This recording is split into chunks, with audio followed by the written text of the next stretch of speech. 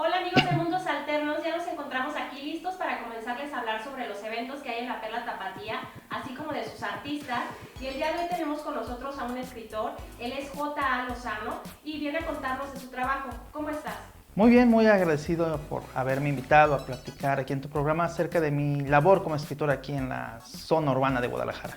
Cuéntanos cómo fue que iniciaste la escritura. Bueno, empecé a escribir hace muchos años, tenía como 25 años cuando hice mi primer intento de novela. Fue una novela de ciencia ficción, de hecho venía comentando con alguien ahorita acerca de ella. Y me comenta, es una novela que te hizo falta, se ve que no tenías tanta experiencia para contar historias. Se ve que tu experiencia básicamente era sobre lo que habías leído, pero no habías experimentado sobre cómo contar una historia. Entonces sí tiene razón, realmente me hizo falta esa parte. Suspendo la creación de historias hasta el 2003. En el 2003 pasan dos eventos muy importantes para mí.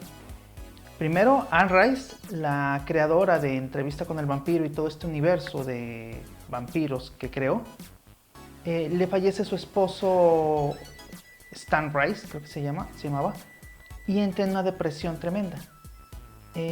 Como resultado de esa depresión, ella deja de escribir de vampiros y se sumerge en el cristianismo. Y empieza a escribir libros cristianos. Posteriormente, otra autora, Meyer, empieza a escribir de los vampiros románticos de Crepúsculo. Entonces eso me entró a mí un shock existencial muy brutal, porque ya no había vampiros como yo los recordaba. Ya no había esos monstruos, esas entidades malignas que veían al ser humano como alimento meramente y algo con que divertirse. Entonces me la pasé renegando como un año. Y después me dije, bueno, ya basta de renegar, vamos haciendo algo. ¿Qué te parece si tú escribes cómo crees que deberían de ser los vampiros? Y es en el 2003 cuando empiezo a escribir Meriac, que fue ya mi primera novela. En Meriac sí se ve ya esa evolución después de este joven de 25 años a este joven como de 30 y tantos años ya, que ya ha leído, ya ha experimentado, ya tiene más experiencias de la vida, ya ha leído otro tipo de historias. Y empiezo a plantear eso dentro de mi mitología de vampiros. Ahí es cuando yo empiezo realmente a escribir ya de manera profesional con miras a hacer una carrera como escritor. ¿Por qué de las temáticas o los géneros que hay elegiste como el terror, el misterio? Bueno, desde pequeño siempre me ha gustado. Me encantaba ver las caricaturas de Scooby-Doo. Me gustaba ver ese punto de... parecían cosas sobrenaturales y no lo eran. Y algunas veces sí lo eran en las películas. Y principalmente porque el primer libro o la primera historia, digamos, más seria que yo empecé a leer, que fue gracias a mi abuelo, sí, ya muchos me han dicho, ya basta con tu historia del abuelo, pero pues es que así fue como empecé. Mi abuelo tenía un librero en su casa y tenía libros de Hans Christian Andersen, cuentos para niños, y me dijo, ahí agarra el libro que tú quieras para leer. Yo tenía como 6, más o menos, un poquito más de 6 años, que ya había aprendido a leer. Y entonces llego y agarro un libro de Hans Christian Andersen y me pongo a leer. Cuando lo termino, voy a escoger otro libro. Y veo hay un libro que me imagino que es de historias fantásticas y maravillosas, porque decía narraciones extraordinarias de un tal Edgar Allan Poe. Y dije, voy a leer. Lo agarro, lo saco, tenía una portada morada con las letras blancas y me pongo a leerlo. Y el primer relato que leo de Poe es El escarabajo de oro. Cuando lo termino de leer esa tarde y llego a mi casa con una expresión de ¿qué diablos leí? Bueno, no qué diablos, era un niño de 6 años, hubiera dicho ¿qué leí? ¿Qué cáspico? ¿Qué recorcholes? ¿Qué acabo de leer? Llega la noche y tenía un miedo horrible. Yo veía la pared y veía el escarabajo que estaba bajando por la pared. Y escuchaba los pasos, escuchaba todo el sonido de la selva, del escarabajo cayendo, de las patas del escarabajo sobre la pared. Y al día siguiente me di cuenta que me gustaba esa sensación de miedo. Así que cuando volví a leer a casa de mi abuelo, me seguí con el siguiente cuento y el siguiente relato. Venía el gato negro, venía Berenice, venía el corazón del ator, obviamente. Y cuando lo terminé de leer me di cuenta que esta sensación que me impregnaba en las letras de horror no me la impregnaba otro tipo de historia. Había leído algo de ciencia ficción para niños, algo de cuentos infantiles, pero lo que me mostró Edgar Allan Poe fue una revelación.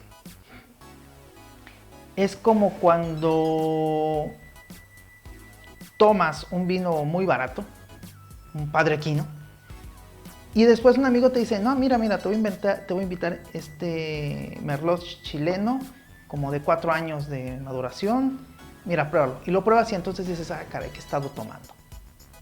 Entonces, después dije, bueno, ya vamos a dejar de leer libros de Edgar Allan Poe, vamos a leer otra cosa del libro de mi abuelo. Vamos a leer este libro que yo creo que ha de ser de aventuras porque tiene un dragón en la portada. Y yo creo que sí es de dragones. El libro se llama Drácula. Era una portada roja y tenía un dragón ahí. Ya con los años me di cuenta pues lo que significaba Drácula. Y ahí fue cuando realmente dije, yo quiero seguir leyendo horror, porque el horror es la única literatura que a mí me despierta esa sensación de ansiedad, esa sensación de miedo, de angustia, de seguir leyendo, de quiero terminar este libro para ver qué pasa, que realmente ningún otro tipo de literatura me da. He leído de varios géneros y a veces sí es de ya que se acabe, ya que se acabe, ya que se acabe. Pero el horror es el único que deseo que se acabe y que no se acabe. Y me genera esa angustia cuando termino de leerla, que a mí como lector me agrada mucho. Por eso decidí empezar a escribir horror, porque era la literatura que a mí me gustaba. Y prácticamente a principios de los 2000 no había muchos escritores de horror. De horror, bueno, de horror que realmente te estremeciera, te causara miedo. Entonces por eso decidí enfocarme al horror, en honor a la memoria de ese niño que se asustaba con historias para irse a dormir, para que este adulto pudiera escribir esas historias que a ese niño le gustaban. ¿Qué escritores te inspiran? Bueno, principalmente Philip K. Dick. Philip K. Dick, al momento de leerlo, me metió ese miedo al futuro, ese miedo a una guerra nuclear. Cuando eres adolescente, unos 11, 12 años, y lees a Philip K. Dick en los 80s, tenías miedo a una guerra nuclear.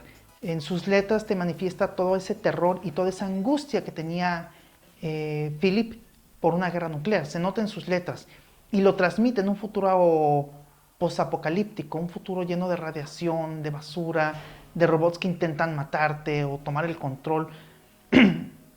Y eso me motivó a escribir algunas cosas dentro de mis historias que meten el horror. También obviamente está Ray Bradbury, que mezclaba esa ciencia ficción con un tanto de horror. También está, ese ya lo conocí más grande, a Clive Barker. Clive Barker es realmente el que considero actualmente el pináculo de los escritores de horror. Su forma de escribir horror, situaciones de gore, mutilaciones, criaturas y todo, lo pone en la cima de todos los escritores de horror. También me inspira mucho Anne Rice y su universo de vampiros. Y también Mary Shelley. Y obviamente mi base para escribir todas mis historias de horror es Lovecraft. El horror cósmico es algo que a mí me apasiona.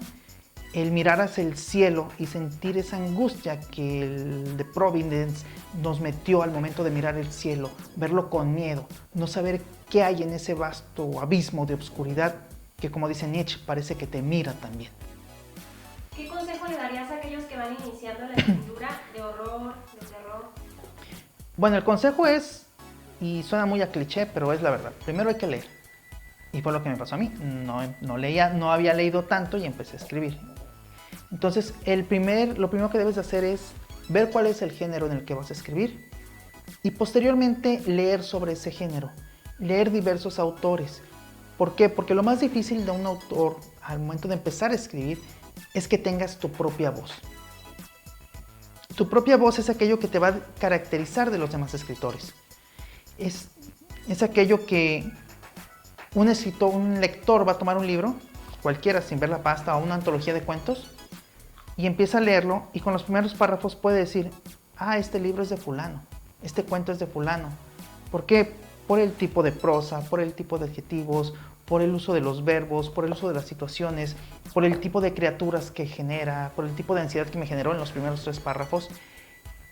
Pero para poder desarrollar esa voz, primero tienes que leer, tienes que escuchar todas las voces para que tú puedas encontrar la tuya dentro de ese murmullo que es el vasto universo de la escritura.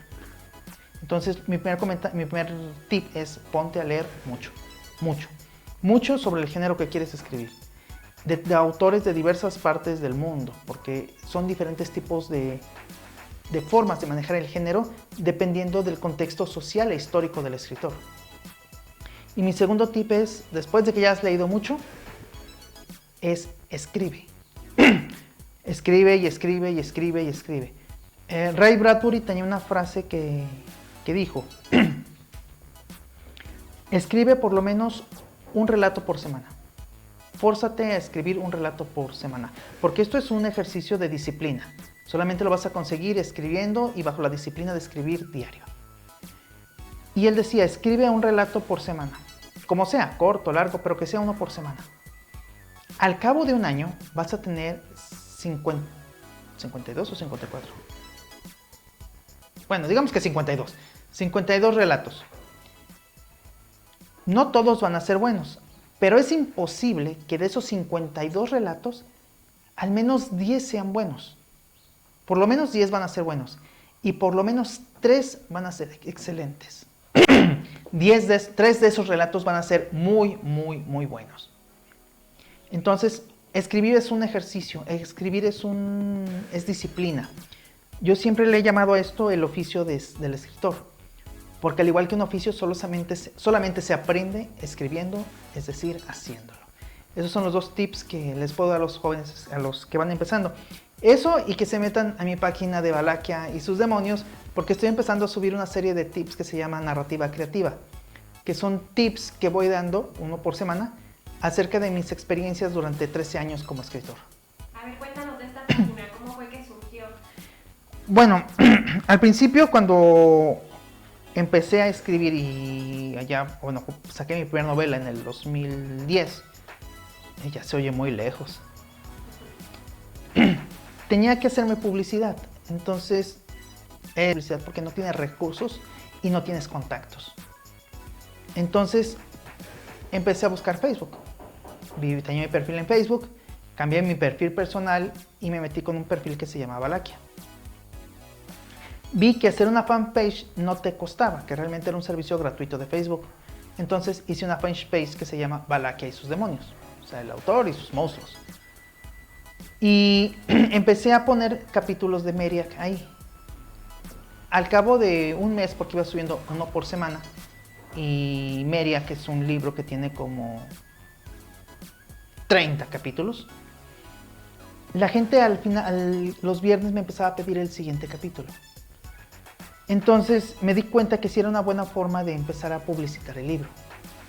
Es muy tardado, muy lento, a veces no funciona como uno quisiera, no se venden la cantidad de libros que quieres, pero realmente es muy difícil, era muy difícil en aquel entonces publicitarte, que te conocieran, y esta era la forma más económica de hacerlo. Entonces de esta manera aparece Valaquia y sus demonios. Creo esta página con el fin de publicitar a Meriac. Después apareció esta chica de aquí, que es la que paga los libros, y empecé a meter secciones de creación literaria, empecé a dar talleres, y hace un mes, más o menos cuando empezó Fóbica, con esto de las clases virtuales y demás, y me empezaron a llegar un montón de mensajes. Creo que a todo el mundo nos llegó mensajes de Facebook de hazte rico vendiendo cursos digitales, sé tu propio jefe, utiliza tu tiempo, vende digital, te voy a vender un curso para que vendas. Que realmente deberían de venderte un curso para que vendieras libros que venden libros digitales. Entonces dije, bueno, parece como que esta va a ser la nueva forma de empezar a enseñar. Este año nos golpeó a todos los escritores y editoriales porque todas las ferias de libro que teníamos programadas se nos cayeron. Teníamos, por parte de la editorial de Dalca, teníamos cerca de 8 o 10 ferias ya contratadas para ir a la República. Ferias como la de Morelos, como la de Minería, como la del Zócalo, como la de Veracruz, la de Guanajuato. Y me va a colgar el editor porque no me acuerdo de todas. Ya las tenían pagadas y ya nos estábamos acomodando para ver quién iba a ir y en qué espacios iba a ir cada uno de los escritores. Sucede esta pandemia y todas se caen. Y entonces, como a nadie le gusta perder dinero, Las ferias del libro hicieron algo muy inteligente. Dijeron, bueno, ¿y qué tal si hacemos presentaciones virtuales? ¿Qué tal si tú me mandas tus libros o apuntamos hacia tu página donde los vendes y haces las presentaciones virtuales? Nos pareció buena idea, me pareció buena idea, le pareció buena idea al editor e hicimos ya varias presentaciones virtuales. Y ahí fue cuando me dije, bueno, ¿por qué no doy tips de escritura de manera virtual? Entonces me bajé un programa, algo que nunca había hecho en mi vida. Pagué por un programa, bajé un programa de edición digital porque necesitaba algo más profesional, no algo que me dieran gratis. Entonces bajo ese programa, bajo unas imágenes, bajo unas, les llaman marionetas en digital, y hago un tip de creación literaria. Lleva ahorita uno que se llama La hoja en blanco y leen como quieres que te lean. Voy a subir este lunes uno que se llama Guarda la inspiración. Entonces lo subí y dije, ah caray, se ven bien. Realmente se ven bien porque pues pones tú tu escenario, pones tú a tu marioneta y grabas tu voz. Entonces me di cuenta que resultaba más sencillo hacerlo, que yo tenía un canal en Facebook, en YouTube, y me tomaba mucho trabajo hacer los videos, me tomaba mucho tiempo grabarme, me grababa, no sé, en 45 minutos porque te equivocas y tienes que volver a decirlo, te equivocas y tienes que volver a repetirlo, y luego hay que editarlo y cortarlo y ajustarlo y demás. Y realmente 15 minutos de videos me tomaba cerca de un día editarlo para subir el video. Ahora con esta nueva forma en la que están saliendo es más rápido. Pongo la marioneta, pongo el escenario, nada más voy moviendo la marioneta a mi voz, grabo mi voz con mi celular y un proceso que me tomaba todo un día, ahora me toma 2-3 horas terminar un capítulo de 10 minutos. Entonces me dije, creo que por aquí es. Entonces agarré eso y ahorita es uno de los proyectos en los que estamos trabajando. Estamos subiendo estas como clases virtuales. Esas sí son gratuitas, no las estoy vendiendo todavía. No las vamos a vender todas esas. Son tips gratuitos que les estoy ofreciendo a los escritores nuevos para que no pasen por lo mismo que a mí me ocurrió. Experiencias que me costaron tiempo y en algunos casos me costaron dinero. Entonces, esas experiencias que tengan los nuevos escritores para que las tomen y las aprovechen para sus escritos. ¿Con tu canal de YouTube continúas? Quiero reiniciarlo porque sí me gustaba mucho hablar de libros y me gustaba mucho hablar de libros en mi canal por una razón. Hay muchos youtubers, muchos booktubers y se oye mal, pero realmente son bien vendidos. Realmente tú tienes que darles un libro y luego darles dinero para que reseñen tu libro. Y luego la editoriales como, digamos, de medianas a grandes, llegan y les dicen, reséñame este libro y reséñamelo bien o yo no te vuelvo a regalar libros. Entonces, ¿qué hacen? Agarran un libro y pueden agarrar un libro que es una completa porquería y decir que es un libro muy bueno. Yo compré Miss Peregrine, ni siquiera me acuerdo del nombre. Miss Peregrine y sus niños. Bueno, la versión juvenil del Dr. Charles y los mutantes. Y el youtuber que en el video que lo vi, el youtuber lo recomendaba como un libro de horror, de mucho horror, que le dio miedo. Entonces yo dije, bueno, un libro juvenil de miedo a lo mejor sí puede inspirarte cierto temor. Digo, los adolescentes causan miedo. Compro el libro, me pongo a leerlo y entonces digo, qué porquería de libro. Y me di cuenta que muchos hacían eso. Hay algunos booktubers que han recomendado mi libro y hay unos que lo leen y dicen, bueno, pues es libro de horror y a mí no me gusta leer horror. O sí, está bien, pero 2-3 comentarios y ya. ¿Por qué? Porque no les di dinero. Hay pocos booktubers que están realmente comprometidos con lo que están haciendo. Uno de ellos es el Malik, el del canal Para Qué Leer. Está comprometido con su canal y con la literatura. Y he visto que agarra libros que él dice malos, los agarra y los tira a la basura. A mí me dio miedo cuando le mandé mi libro. Porque dije, o lo recomienda bien, o estos 5 años que llevo escribiendo se acaban de ir a la basura. Entonces, sí me gustaría retomarlo. Y porque a mí me gustaba hacer esa crítica, ácida. Yo sí llegué a decir, este libro es malísimo.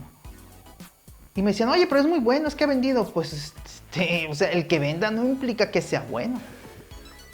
Y una de las cosas por las que hacía los videos y no esperaba recibir dinero de los videos es porque mientras yo estaba comentando mis videos, yo estaba tomando cerveza. Entonces, por las nuevas políticas de YouTube, tú no puedes estar tomando cerveza y monetizar. Entonces me decían, no vas a monetizar si no tomas cerveza. Y yo destapaba mi cerveza y decía, pues mira cómo me importa. O sea, yo lo hago por el simple gusto de hacerlo. Y sí me gustaría retomarlo quizás con la nueva forma en la que estoy haciendo estos tips para que no me consuma tanto tiempo y pueda hacerlo de una manera más dinámica y más rápida. Espero quizás el próximo año retomarlo dependiendo cómo avancen estos proyectos, porque tengo otro proyecto que es lectura en voz alta. Voy a leer relatos o capítulos de libros en voz alta, con música, con un poco de ambientación. El próximo miércoles, voy a sacar uno de los relatos de Philip K. Dick que más me gustan, que es La viejecilla de las galletas. Es un libro de horror muy bueno. Es un relato que a mí en lo particular me encanta. Y decidí que fuera el primero por esa ficción que le tengo a la ciencia ficción y al horror que manejaba Philip K. Dick. Y creamos voy a crear esta sección que se llama Lectura en voz alta, donde voy a leer este capítulo, esos relatos, los voy a ambientar un poco y voy a poner a lo mejor algunas imágenes que vayan acorde. Y lo vamos a subir al canal de Facebook de momento. Hace un momento que comentabas de las ferias virtuales, acaba de surgir también Felina. ¿Tú vas a estar participando en esta feria virtual? Sí, vamos a estar participando con este de aquí, que es el nuevo, bajo la bandera del Jolly Roger, que es como continuación de este de acá, que es En las entrañas de Nunca Jamás. Es una saga de libros que les llamé Relatos de Ultramar, que toman el universo de Barry, de Peter Pan, y lo vuelven más oscuro, lo vuelven ya completamente una fantasía oscura, llena de asesinos, de criminales, ambientados con piratas, como eran los piratas de 1800, y con ese toque oscuro de horror cósmico que Lovecraft manejaba en sus relatos cuando mencionaba el mar. Y vamos a hablar de este de aquí, que hicimos una reimpresión. Cirque du Grotesque lo sacamos en el 2012. Y para el 2015 ya no había ejemplares, sacamos un tiraje largo, por eso digo que esta es la niña que vende, que paga las facturas, porque es el que más hemos vendido. Es el segundo tiraje que sacamos de Cirque du Grotesque. Ya tiene un segundo volumen que se llama Cirque du Grotesque, Cazadora de Talentos. Ya también prácticamente ya se agotaron. Y por eso es cuando me dicen, ¿cuál es tu libro, el libro que más te gusta? Digo, bueno, tenemos 3. El libro que más me gusta siempre va a ser Meriac, porque fue el primero que escribí. Y uno le tiene mucho cariño al primer libro que escribí. El segundo libro que yo considero el mejor libro que escribí, obviamente, es Judas el Iscariote. Pero el libro que realmente es la insignia de la marca J. Lozano es Cirque du Grotesque. ¿Por qué? Porque es el que vende. Es el que ha recibido mejores críticas, es el que ha recibido mejores reseñas. A los eventos a los que vamos, ya sea con Comic, la FIL y demás, Maligna y demás eventos que hemos ido, quien más vende es Cirque du Grotesque, y de ahí ya se van los demás. Cirque du Grotesque, digamos, vende 25 ejemplares. Nunca Jamás vende a la mejor 15, Meriac vende 5, Rebeca vende 10, pero siempre el que va a vender más es Cirque. Y vamos a estar con estos dos en Felina. Ramón, me quedé con el gato, va a participar en Felina. Como pues todos sabemos, pues la FIL se suspendió. Y como ellos tenían un stand, el D35, que era de autores independientes, no quisieron que se desperdiciara esta inercia que llevan de 2 años trayendo publicaciones a la FIL. Entonces, como todos lo están haciendo digital, dijeron, pues vamos haciéndolo digital también. Recibo esta invitación por parte de Ramón, me pareció muy buena idea y decidí entrarle con el Jolly Roger y con Cirque du Grotesque. Y definitivamente ahí vamos a estar.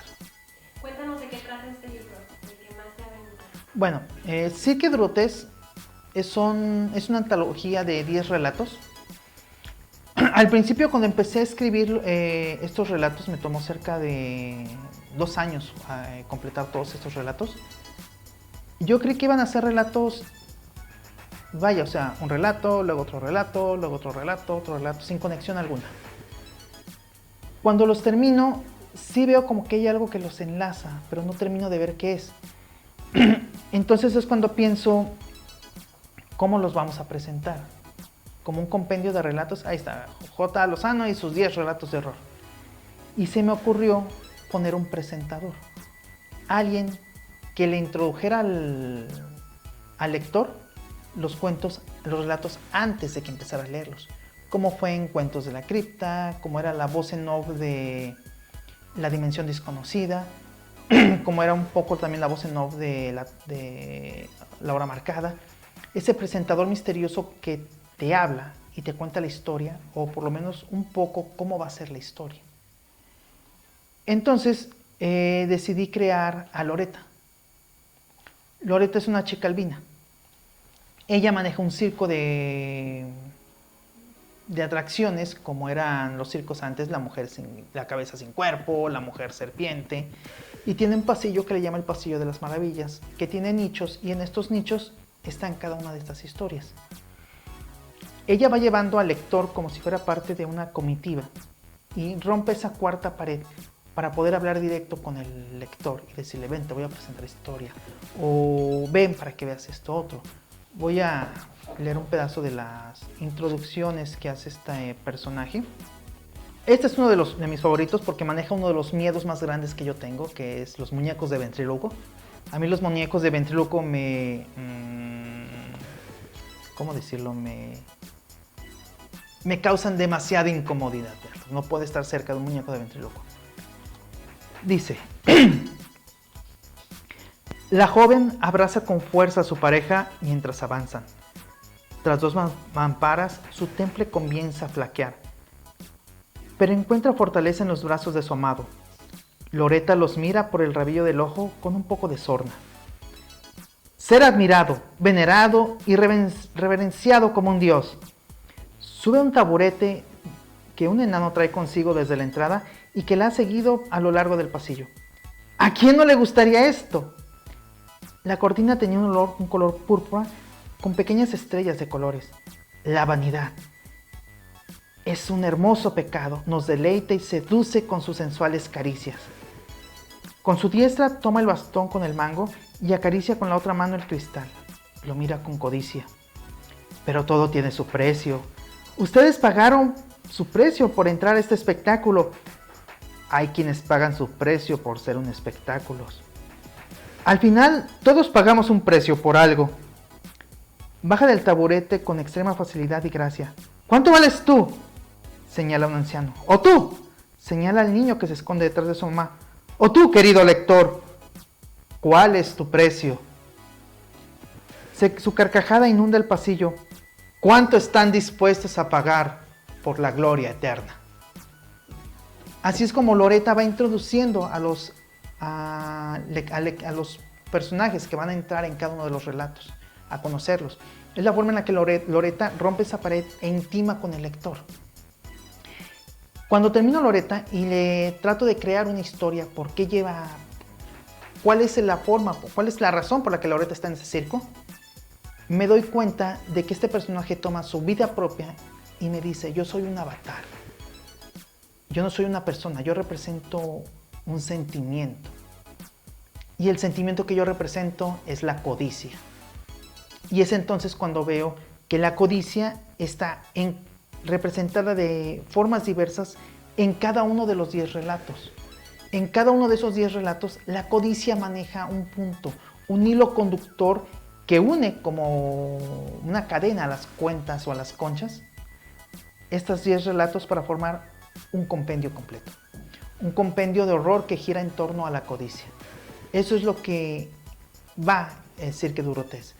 Son 10 relatos de horror con una presentadora que te va a llevar a conocer estas historias de personajes que se fueron más allá de los límites del sentido común para satisfacer la codicia. De eso va Cirque du Grotesque.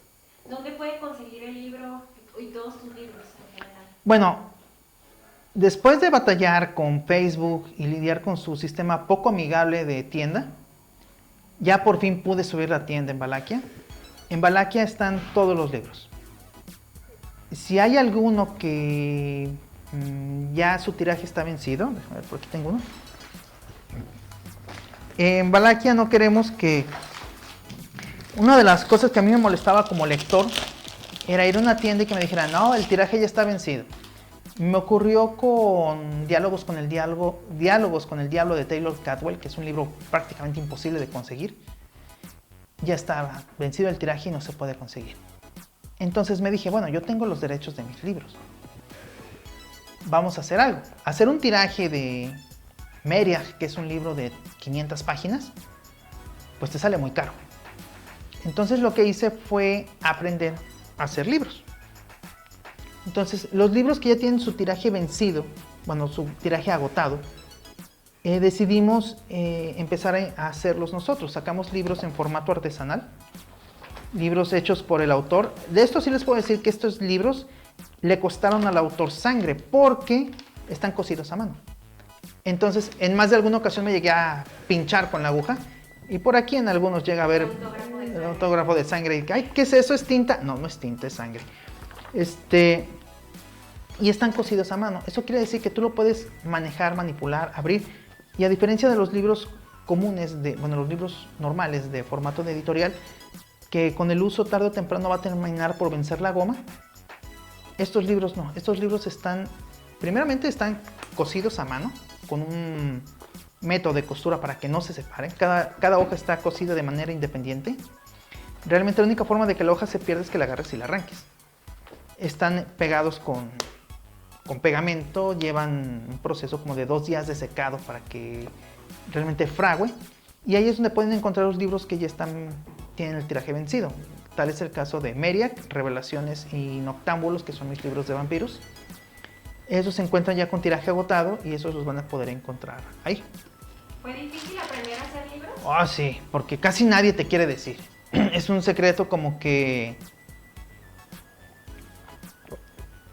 ¿Para qué quieres saber? Mejor dime y yo te hago el libro.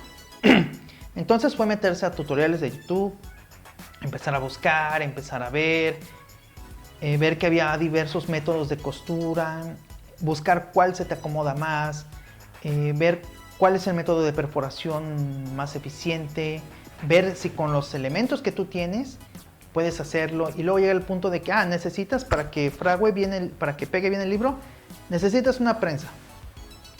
Y luego ves las prensas de las editoriales y dices, yo no puedo meter eso en mi casa. Y entonces te pones a buscar cómo hacer una prensa manual. Encontré cómo hacer una prensa manual, una prensa pequeña. Y entonces, después de unos 2 meses y muchos libros echados a perder, mucho papel echado a perder, muchos procesos de práctica y error, llegamos a la forma de poder solucionarlo y llegar a este tipo de ejemplar. ¿Fue complicado? Sí, pero era divertido. Y a mí me gusta ese tipo de cosas, así que si no me hubiera gustado hubiera sido frustrante y lo hubiera arrojado. Pero me gustaba hacerlo, entonces sí fue lento y tardado. Y si no tienes paciencia, mejor no te metas en esto. ¿Cuáles son tus próximos proyectos? Bueno, de momento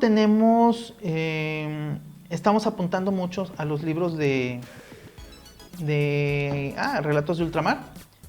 Que de aquí me gustó mucho escribirlo porque me permitió meterme dentro del mundo de los piratas. No tanto como aquí. Quien lee En las entrañas de Nunca Jamás se da cuenta que es un libro muy rápido de leer, muy ágil. Va muy práctico, va muy al punto y te va llevando rápido a cada evento. Teóricamente, bajo la bandera del Jolly Roger, iba a estar aquí adentro. Entonces íbamos a tener un libro de este tamaño. Pero si yo metía esta historia aquí adentro, le iba a meter un freno tremendo En las entrañas. Y la forma en la que yo quería que se leyera se iba a perder. Bajo la bandera del Jolly Roger trata acerca de 5 años en la vida de Taylor, en los que de ser un niño perdido se convierte en un capitán pirata. De ser un niño que veía sus juegos con Peter Pan, precisamente como eso, como juegos y aventuras, se convierte en una persona que en una de las escenas destripa a un pirata, o sea, le mete la daga, se la mete a la altura de la ingle y se la sube hasta el cuello. Y se convierte en una persona cruel, despiadada, porque los que ya leyeron En las entrañas de Nunca Jamás saben que se tiene que convertir en esa persona para enfrentarse a lo que habita en la isla. Y me gustó escribirlo porque me dio esa libertad de investigar. A mí me gusta mucho investigar para poder escribir. Me dio esa oportunidad de investigar acerca de los piratas, de su vida, de sus tradiciones, de sus barcos, de sus mitos, de sus leyendas, de cómo era la vida en un barco, cómo eran los combates, qué labor tenía cada pirata dentro del barco. Entonces, dentro de este libro hay mucho de eso.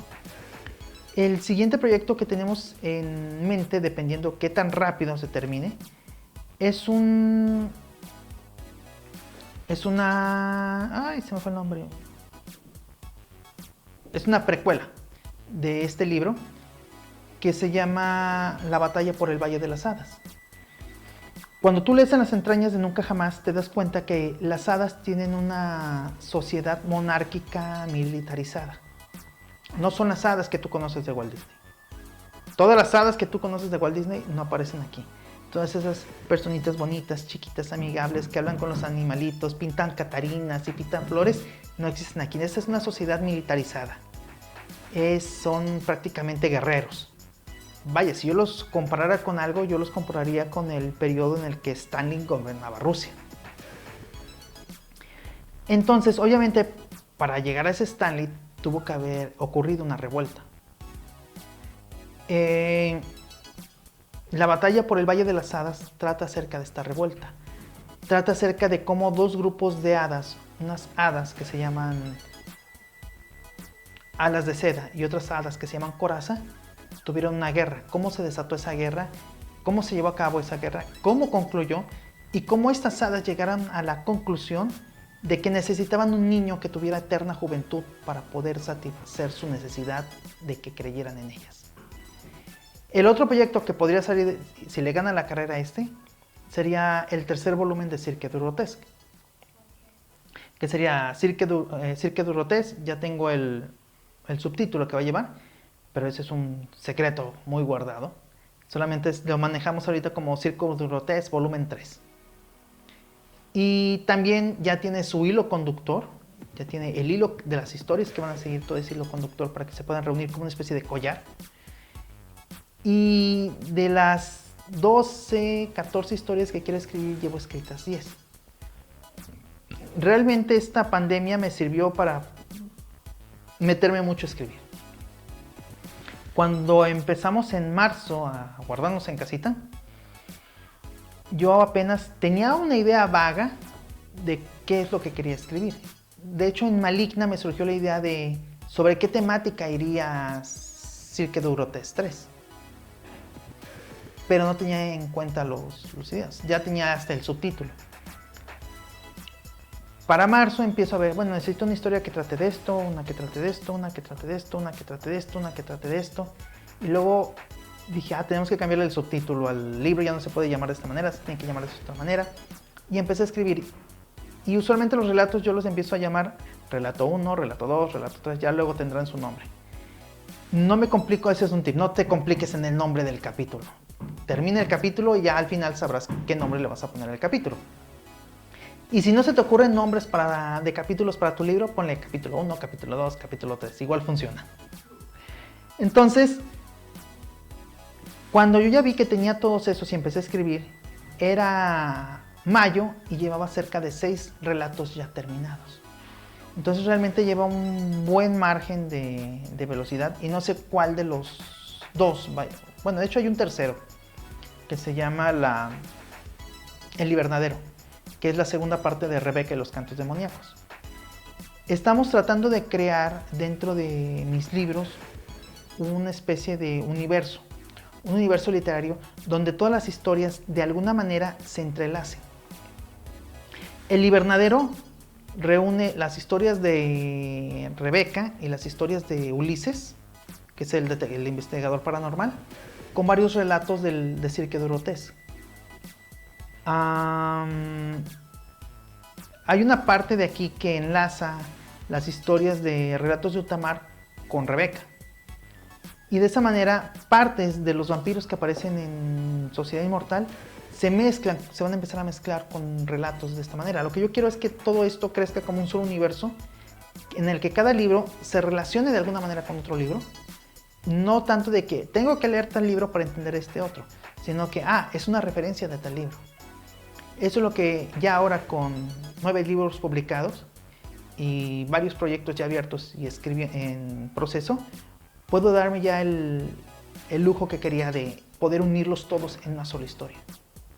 Que todos convivan dentro de un solo universo. Si fuéramos al futuro, unos 5 años más adelante, ¿cómo te gustaría ver? A mí me gustaría, primero, ya mi trabajo, el que me da de comer realmente, ya haberlo dejado y que realmente fueran los libros y la literatura lo que me estuviera manteniendo. Me gustaría seguir dando estos cursos que he dado a través de en línea. Fóbica me ha dado la oportunidad en 2 ocasiones de dar masterclass. La primera fue cómo diseñar un villano, que fue el año pasado, y la de este año fue cómo contar una historia de horror. Me gustaría seguir dando estas clases, estos talleres, para los nuevos escritores o para la gente que quiere conocer acerca de cómo se crean las historias de horror. Es una parte de mí que siempre ha tenido esa necesidad de contarle a la gente cómo hacer estas cosas, cómo se hacen o qué se necesita para hacerla, y apoyar a los nuevos escritores a hacerlo. Entonces, dentro de unos 5 años yo me imagino que debo tener por lo menos 2 o 3 libros más, y me gustaría que ya muchos de estos libros ya estuvieran vendiéndose fuera del país. No solamente en el país, porque ya se están vendiendo fuera de Jalisco. Se venden mucho aquí, pero ya se han mandado a Monterrey, ya se han mandado al norte, al sur, a Ciudad de México, a Veracruz, a varios lados. Me gustaría que ya empezaran a salir al extranjero. Este ya salió al extranjero, pero fue porque vino una conocida que vive, creo que en Texas, y lo compró y se lo llevó, pero entonces ese no cuenta. ¿Te imaginas un mundo sin arte? No, la verdad no. El arte es lo único que nos mantiene cuerdos.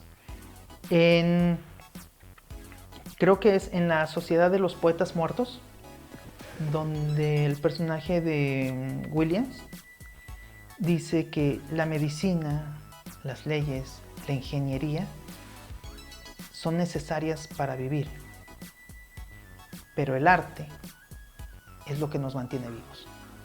Realmente una humanidad sin arte sería una humanidad vacía, una humanidad que existe, pero que no vive. Solamente está ahí para satisfacer necesidades como lo son vestir y comer y protegerse del medio ambiente. El arte es lo que nos da la necesidad de vivir, el anhelo por un futuro mejor, el anhelo de algo. Solamente el arte nos puede llenar esa necesidad que tenemos, no de existir, sino de prevalecer y mantenernos más allá de nuestra vida. ¿Crees que el arte es importante en la educación? Sí, de hecho el problema que tenemos actualmente es en parte a eso. Hay muchas materias que deberían de meterse dentro del sistema educativo. Yo voy de acuerdo, o sea, los chicos deben de saber matemáticas, porque la matemática te ayuda a hacer tu mente más ágil, te ayuda a resolver problemas. Por eso a los ingenieros los primeros 2-3 años de carrera nos meten matemáticas, porque el ingeniero tiene que tener la capacidad de resolver un problema. Y para crear esos mapas mentales que te van a ayudar a resolver problemas, solamente te lo pueden dar las matemáticas. Lo mismo ocurre, no puedo hablar de las otras carreras, porque no he estudiado otra carrera más que ingeniería, pero lo mismo, las primeros 4 o 5 semestres que te dan de tu carrera es para que tu mente genere esos mapas mentales que te van a ayudar a resolver problemas reales de tu carrera. El arte debe de meterse para que te genere mapas mentales, para que te ayuden a vivir. No a sobrevivir, sino a vivir. El arte te va a ayudar a soñar, te va a ayudar a crear, te va a ayudar a imaginar situaciones que realmente pocas veces vas a poder resolver si no es con algo de imaginación. El arte, al igual que la nutrición, que la meditación, debería de ser ingresado dentro de los sistemas educativos. A romper los viejos esquemas de el plato del buen comer, porque ya está demostrado que no sirve de mucho el plato del buen comer. Estamos viendo cómo las nuevas medicinas de nutrición nos enseñan que debemos de comer de otra manera. Como se nos llenó con la idea de que el desayuno era el alimento más importante del mundo y uno de los premios Nobel de Medicina dice, no. De hecho, el desayuno tiene que ser ligero. La forma en la que tienes que romper el ayuno de 8 horas tiene que ser de esta manera. Entonces, esas materias tan básicas que es aliméntate bien, maneja bien tu dinero, deben de ser metidas en educación. Y de igual manera tiene que ser metida, vive bien tu vida. Sueña, disfrútala. Ve esos momentos que tienes para vivir. Y eso únicamente te lo puede dar el arte. Pero no el arte como educación artística de que pones al chavito a tocarse el himno a la alegría y la guadalupana y torturando al vecino durante 2-3 horas con el tiri ti ti ti ti ti ti ti, sino que aprenda a apreciar el arte, que tenga el concepto crítico de ver una pintura y decir, yo veo esta pintura y me dice esto. ¿Por qué es lo magnífico del arte? El arte es interpretativo de cada persona. Tú puedes ver la autobiografía de Van Gogh. Bueno, digamos, el cuadro que más me gusta de Van Gogh son Los peladores de patatas. Van Gogh lo pinta inspirado en lo que él vio de una familia pelando papas. Y lo que esa emoción le reflejó a él, lo plasmó en en esa pintura. Cuando tú le enseñas arte a un niño, tienes que enseñarle a que él tome esa pintura y la interprete para él. ¿Qué es para ti a esta familia de personas pelando papas? ¿Qué sientes tú cuando la ves? ¿Qué mensaje te deja? Eso es lo que deben de aprender en arte. Deben de aprender a interpretar estas obras, verlas y esta obra, ¿qué representa para mí? ¿Qué me deja? ¿Qué me representa esta pintura, esta obra de arte, esta escultura, esta melodía, esta sinfonía? ¿Qué me deja a mí? No, apréndete el himno a la alegría, o apréndete martinillo, o haz un dibujo de un pollito, o haz una figurita en plastilina. Sino, ¿qué representa el arte para ti? Realmente eso es enseñar arte. Más que crear un artista, que sería lo ideal, es que la gente pueda apreciar el arte y se pueda llenar con él y pueda alimentarse de igual manera que te alimentas con una manzana o con un trozo de carne. En Facebook me encuentran como Valaquia, es V-A-L-A-K-Y-A, y la fanpage es Valaquia de igual manera y sus demonios. Van a encontrar la página porque es como un pentagrama con una gotita de sangre en medio. Es el símbolo de los vampiros dentro de mi mitología. También me encuentran como Literante en YouTube, en Twitter. Entonces realmente son las redes que estamos manejando de momento. Twitter ya casi no. Instagram también.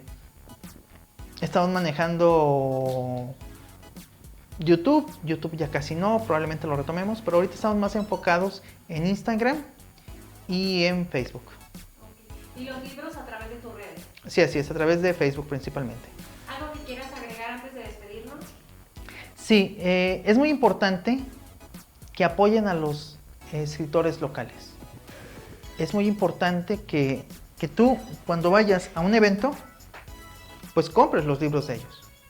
Yo procuro, dentro de mis capacidades económicas, comprar por lo menos un libro de un autor local cuando voy a un evento.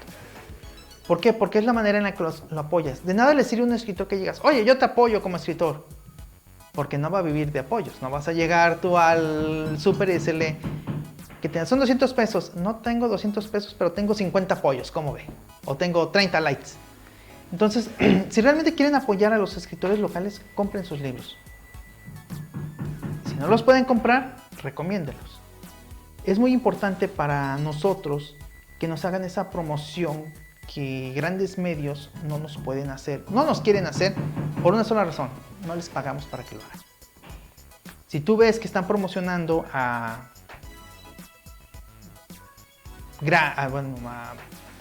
¿cómo llamarlo sin ser ofensivo? Por ejemplo, a Jordi Rosado, y ves que están promocionando su libro en todos lados y todo, pues obviamente es porque Jordi Rosado y su editorial soltaron una lana para que lo promocionaran. Si tú ves varias cosas de ese tipo, es porque se soltó lana para que lo hicieran. Nosotros no disponemos de ese dinero para esas promociones. Entonces, lo mejor es que tú como lector consumas productos locales. Ahora, ¿qué mejor que compres un libro, por ejemplo, este de aquí, Bajo la bandera de Jolly Roger? Lo leas y sepas que puedes hablar con el escritor, hablar y preguntarle y decirle: oye, yo tengo una duda en la página 87, ¿por qué pasó esto? Yo procuro contestarle a mis escritores la mayoría de las veces. Lo leo. Si es una pregunta inteligente o si es una pregunta bien hecha o curiosa, sí los contesto. Si es una pregunta media estúpida o con ánimo de hater, lo bloqueo y me ahorro de problemas. Entonces, esa es una ventaja también. Vas a poder mandarle una pregunta a tu escritor y tu escritor te va a contestar. Dudo mucho que le mandes una pregunta a King o a Anne Rice y te contesten. Entonces, tiene muchas ventajas. Consumes local, haces que se mueva la economía local y puedes preguntar y tener un contacto directo con tu escritor. Entonces, ese es sería con lo que cerraría. Consuman a los escritores locales. Escribimos bien chingón. Sacamos el mes pasado un proyecto. El proyecto se llama Sociedad Inmortal. Como tengo varios libros que escribir, no le puedo dedicar tanto tiempo a mis vampiros. Entonces creamos se llama Creative Commons o Commons Creative, que es una licencia en la que se otorgan derechos para poder tomar fragmentos de la obra, ampliar la obra y demás. Eso lo pueden encontrar en Wattpad, me buscan también como Valaquia, y hay una sección que se llama Sociedad Inmortal Creative Commons, donde están las reglas para que puedan utilizar personajes de Sociedad Inmortal que aparecen en Meria, como Noctámbulos y Revelaciones, para crear sus propias historias de vampiros. Si ustedes quieren escribir de vampiros, pero no quieren aventarse todo el rollo de investigación de una mitología vampírica, pueden entrar ahí, leer los libros de forma gratuita y crear sus propias historias de vampiros utilizando la Common Creative y las reglas que vienen ahí. Entonces los invito a que entren a Wattpad, lean eso, y si tienen ganas de escribir de vampiros, ahí tienen la oportunidad de poder tomar una mitología que ya está creada y estructurada para poder generar un mundo más amplio. Muy bien, pues ahí tienen entonces, para que lo sigan en sus redes, J. Lozano, también adquieran sus libros, y pues muchísimas gracias y éxito. Muchas gracias por invitarme. Hasta luego.